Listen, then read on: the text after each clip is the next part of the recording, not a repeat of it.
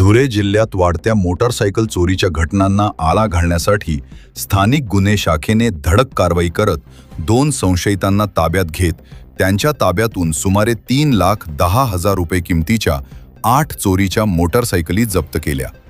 जिल्ह्यात मोटारसायकल चोरीच्या घटनांचा तपास करून आरोपींवर कारवाई करण्याचे आदेश जिल्हा पोलीस अधीक्षक श्रीकांत धिवरे यांनी स्थानिक गुन्हे शाखेला दिले होते।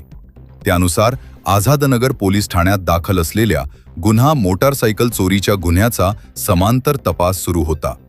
दरम्यान स्थानिक गुन्हे शाखेचे पोलीस निरीक्षक श्रीराम पवार यांना 5 मार्च रोजी मिळालेल्या गोपनीय माहितीवरून पारोळा रस्त्यावरील नक्षत्र लॉन्सच्या पाठीमागे सापळा रचून संशयित शाहिद अख्तर मोहम्मद सफर अन्सारी वय 26 राहणार सुलतानिया चौक जेबी रोड धुळे व शेख मोब्बिन शेख रहीम वय 26 राहणार सलीम मुंशीनगर वस्ती नंबर 1 मालेगाव जिल्हा नाशिक यांना ताब्यात घेण्यात आले।